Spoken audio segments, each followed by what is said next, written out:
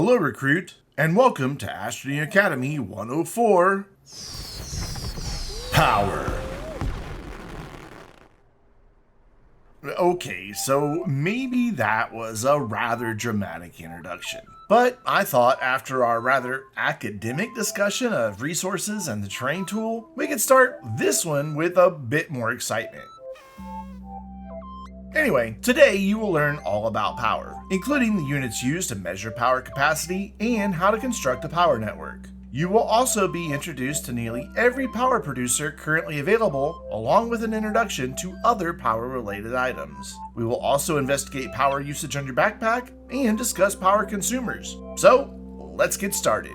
In our training simulation, power is measured in units per second, often expressed as U/S. Every power producer has a standard amount of power it produces per second, and every power consumer has a standard amount of power it will consume per second. The only variation to this measurement are batteries, and we'll talk about that distinction in just a moment. Of course, all of these standards can be adjusted if you are modifying settings in a custom simulation configuration, but that's a topic for a later day. In Astroneer Academy 101, you were introduced to using cable plugs to connect power consumers to a power network. What you may not have realized, however, is that the cables and the cable plugs provide a wealth of information that can easily help you identify if your power producers are supplying enough power at any given moment. This information is presented at a very high level in the Astropedia in the power section, but today we are going to explore this topic in more depth.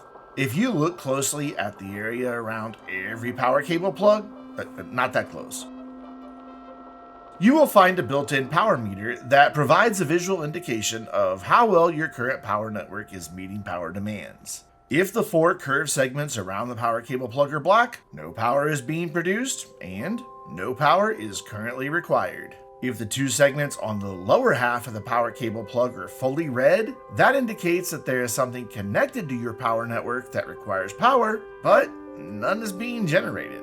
When the two lower segments have a bit of yellow, but the remainder is red, this indicates that you're generating some power, but it is not enough to meet the demands of all connected power consumers. If this lower half becomes fully yellow, you know that you have a nice equilibrium.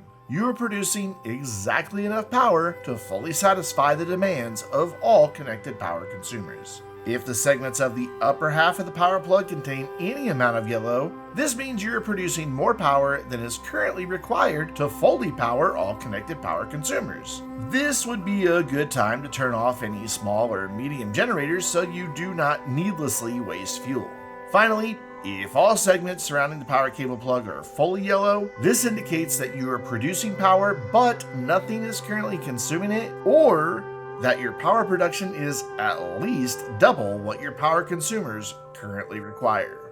The power cables themselves mirror these visual indicators, with a fully black cable indicating no power is being produced or consumed, and a fully red cable indicating that a power consumer requires power but none is being produced.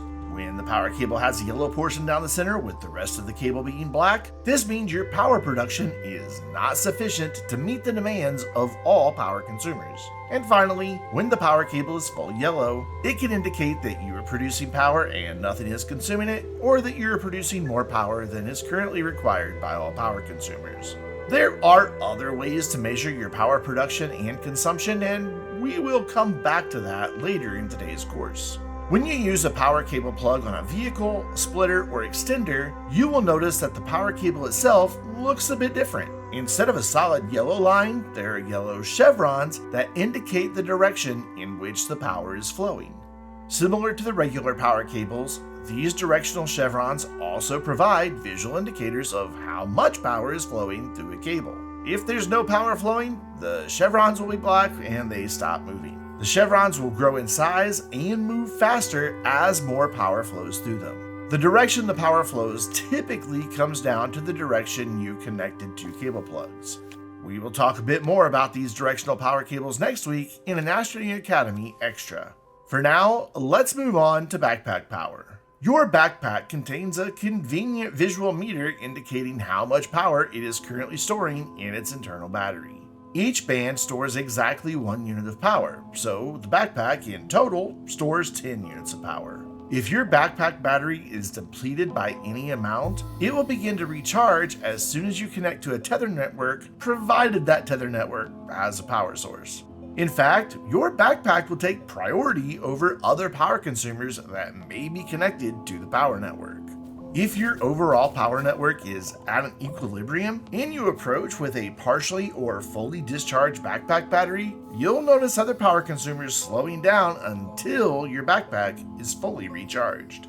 Your backpack battery cannot power any external power consumers, however. It can only be used to power items attached to your backpack and the augments attached to your terrain tool. You do not need to rely on the tether network to supply power to your backpack battery. You can carry power storage items like batteries or power cells to give your backpack extra power storage. You can also carry power producers in your backpack, and they will not only be able to recharge your backpack battery, but they will be able to provide power directly to power consumers that are attached to your backpack. There are a couple of caveats to this, however. Batteries, power cells, small generators, and qt-rtgs can all be stored anywhere in your backpack. Small solar and small wind turbines, however, must be placed on either the widget slots or one of the terrain tool augment slots in order to power or even recharge your backpack battery. If solar or wind are stored in the main body of your backpack, they will not produce any power. Power consumers attached to your backpack or terrain tool will only consume power from your backpack or from the tether network when they are in use. Once you begin utilizing augments and other power consumers in your backpack, it's not a bad idea to carry a power producer or two along with a battery to keep your backpack functional at all times. As you progress through various missions, you will receive rewards that will be incredibly useful for keeping your backpack fully powered. Moving on to power consumers, let's ask a question. Which items consume power? Okay, honestly, it might be easier to provide a list of items that do not consume power. Every module you will encounter will consume power, and not all power consumers are created equal. Some will require very little power to operate, while others consume such a great deal of power that it may seem as though surely Exodynamics has made a mistake somewhere in the design of those modules.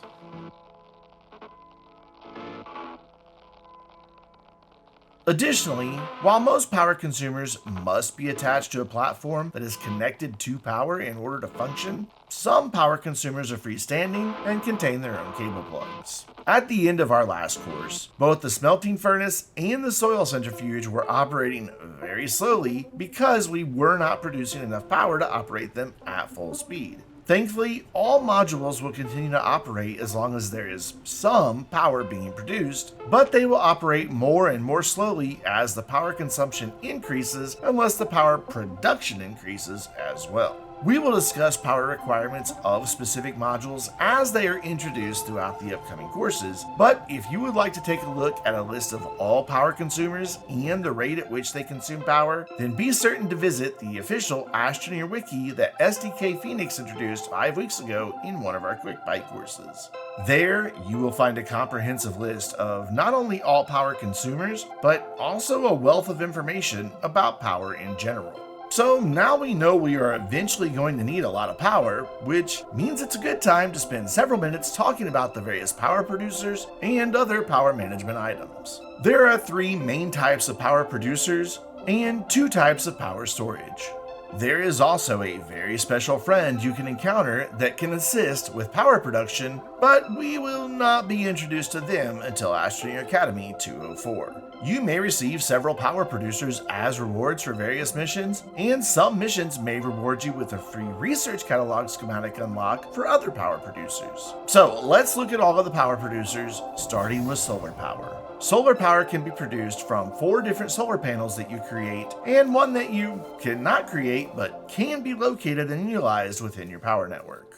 The small solar panel is unlocked in the research catalog with 300 bytes and is printed from your backpack printer from 1 copper. The small solar panel will produce power at a rate of 1 unit per second. It does not need to be placed on any platform or storage to function, as it can be freestanding and includes 2 power cable plugs. You can, however, connect a small solar panel to any small storage slot, giving the ability to group several of them together. The medium solar panel, however, must be connected to a platform with a medium or tier 2 storage slot before it can provide power. The medium solar panel is created on the small printer from 1 copper and 1 glass and will provide power at a rate of 4 units per second. The large solar panel must be attached to a platform with a power cable plug in order for it to provide power, though it requires a large or tier 3 storage slot. It is unlocked with 4,000 bytes and created on the medium printer from 1 aluminum alloy, 1 glass, and 1 copper. It will produce power at a rate of 9 units per second.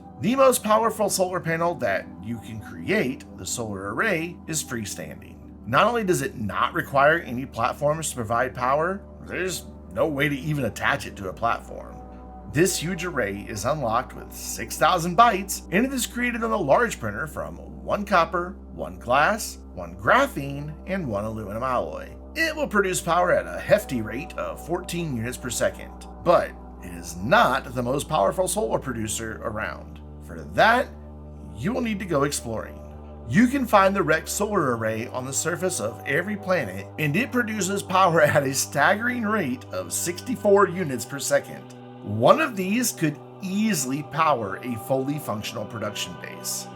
I think it goes without saying, but just in case, solar power producers will produce power only when the sun is shining. That much is probably obvious. But what may not be readily apparent is that solar power producers' output will vary depending upon which planet it is placed. For this part of the discussion, we need to once again return to the Astropedia and visit the Planets section. Every planet has its own page in this section, and details information such as available resources, a general description, and hazard difficulty. But at the very bottom of each planet's page is information about power production. For solar, these range from very low to very high. But what does that actually mean? Well, in simple terms, it means each planet has varying levels of solar intensity. As a result, solar panels will produce more or less power depending upon which planet they are located. This handy chart details how much power each solar producer will output for each solar intensity level. Very low reduces power production to just 25% of the usual output. Low produces only 50%, while medium is the base power production rate as we discussed for each solar panel earlier. Solar panels will produce 50% more power on planets with a high sun rating and 75% more power on planets with a very high sun rating. You might have already spotted it in this chart, but a wrecked solar array on Calidor will produce power at an almost unbelievable 112 units per second.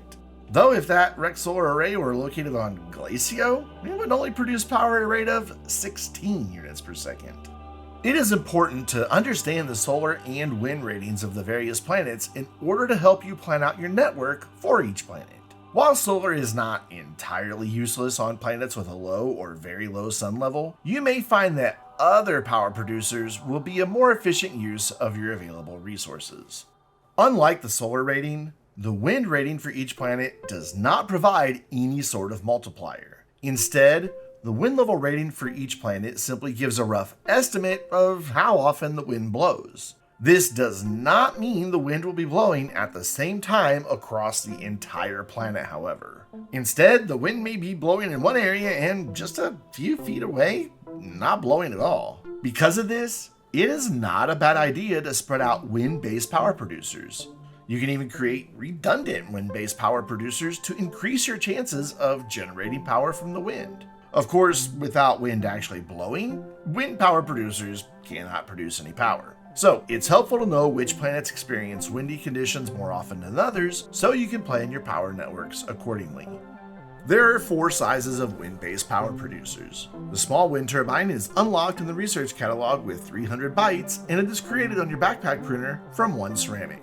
When the wind is blowing, it will produce power at a rate of 1.5 units per second. Like the small solar panel, the small wind turbine can be used without attaching it to a storage. When freestanding, it features 2 cable plugs that can be used to connect it to your power network.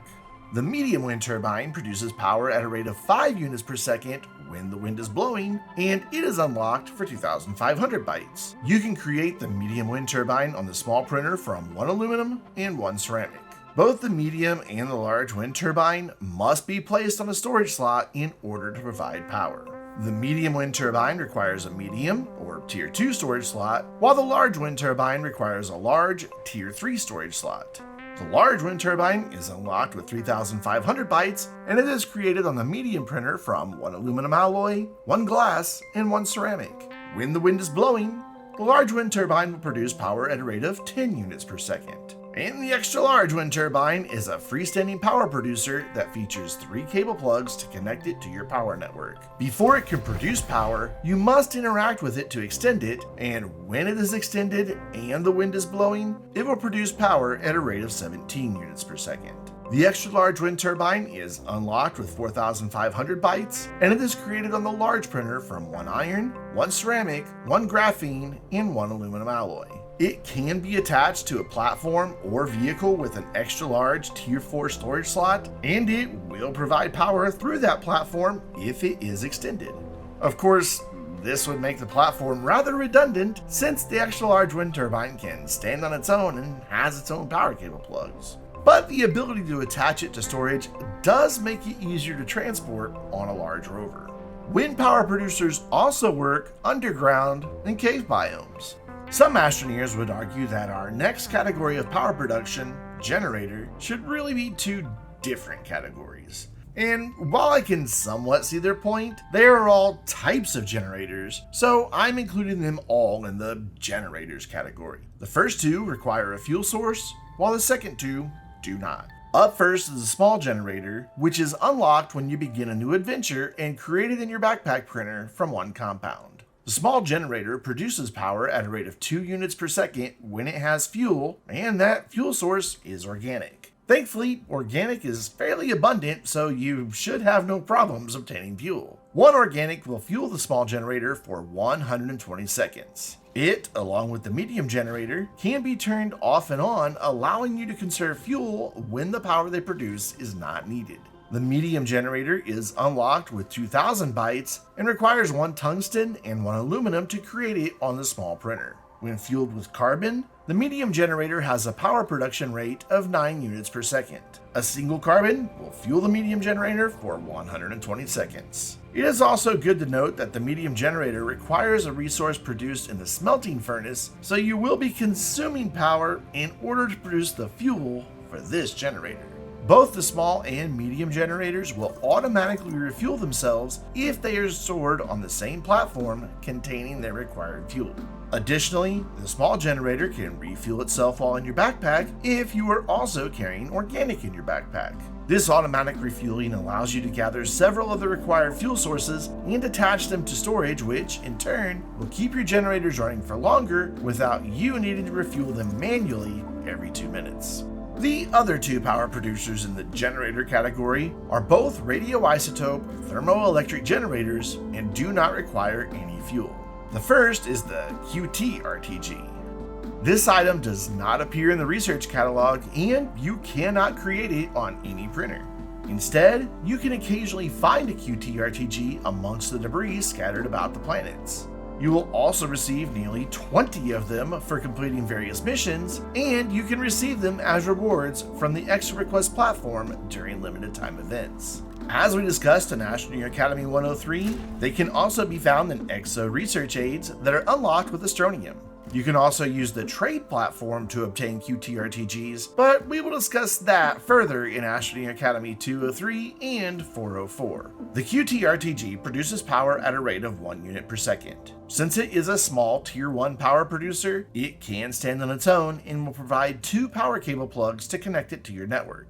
You can also attach it to a small tier 1 or larger storage slot. The larger RTG is unlocked at the research catalog for 12,500 bytes, and it requires the most advanced resource, nanocarbon alloy, to create it on the small printer. The RTG has a power production rate of 4 units per second, and it must be connected to a medium tier 2 storage slot in order for it to provide power. Both the shelter and the field shelter contain built-in low-powered RTGs, though neither should be considered a primary source of power. The RTG built into the shelter will only provide power at a rate of 1 unit per second, while the RTG built into the field shelter has a power production of 0.5 units per second.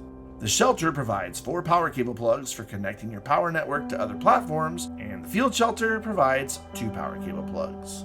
Before we move on to power storage, we are going to quickly return to the mission log to complete the mission, Powerful Problems. This mission requires you to print and connect a small generator to your power network. So gather 1 compound and then print that generator on your backpack printer. Then collect 1 or more organic, though technically fuel is not required to satisfy this mission. If your small generator is still attached to your backpack, you'll notice that the first organic automatically slots to the generator, and the generator will turn on automatically. Now all you need to do is connect it to your power network. You can place the small generator on the ground and connect it via one of its power cable plugs, or you can attach the generator to one of the small Tier 1 storage slots on the sides of the shelter or one of your platforms that are already connected to your power network. That will complete the Powerful Problems mission, and you can claim your reward at the landing pad. Those rewards give you 1 small battery and also unlocks the schematic for the small battery in the research catalog. Connect that small battery to your power network and allow it to fully charge, and you will also complete the battery backup mission. The rewards for this mission unlock the schematics for the splitter and power extenders in the research catalog. We will discuss the splitter and power extenders in next week's Astroneer Academy Extra course. I want to pause here for a moment and talk about other power-related rewards for missions. We just unlocked the schematic for the small battery and received one as a reward, but there are more to come. In addition to the schematics I have already mentioned today, the medium generator schematic will also be unlocked as a mission reward, while you will receive power cells, a large wind turbine, large solar panel, medium battery, a couple of RTGs, and numerous qt-rtgs as mission rewards. The majority of these missions require space travel, however, which we will be discussing in Astroneer Academy 201. Just keep in mind that these schematics and power items will be rewarded in due time, so if you are patient, you do not need to invest a large number of bytes or resources into power items. Now that we have a battery, let's spend just a few minutes talking about the 2 forms of power storage, batteries and power cells. Batteries currently come in 2 sizes, small and medium. The small battery, if not unlocked in the Powerful Problems mission, is unlocked in the research catalog for 2,000 bytes. You can create a small battery on your backpack printer from 1 zinc. A small battery can store 32 units of power and can discharge that stored power at a rate of 1 unit per second. Since the small battery is a small Tier 1 power storage item, it can stand on its own and provide 2 power cable plugs to connect it to your power network, or you can attach it to a small Tier 1 or larger storage slot. The medium battery is unlocked in the research catalog with 3,750 bytes and is created on the small printer from 1 zinc and 1 lithium. Each medium battery can store a total of 512 units of power and can discharge that stored power at a rate of 5 units per second. When unpacked, the medium battery is a medium Tier 2 power storage item and must be attached to a medium Tier 2 or larger storage slot in order to connect it to your power network. As we discussed earlier, your backpack also contains a battery, but in addition to your backpack, many vehicles also contain batteries that can store power. We will save that discussion for Astroneer Academy 106, however. The final power storage item is the power cell, which is unlocked in the research catalog with 800 bytes. It is created on your backpack printer from 1 graphite, and despite it being a small Tier 1 power storage item, it must be connected to a small Tier 1 or larger storage slot in order to provide power. Unlike the 2 batteries, the power cell cannot be recharged. Power cells will automatically begin to discharge in order to charge any batteries that are connected to the same power network. Upon creation, it stores 48 units of power and will discharge that power at a rate of 1 unit per second. Each of the 8 smaller cells stores 6 units of power, and those smaller cells will disappear as they are consumed. Once a power cell is fully depleted, it simply ceases to exist.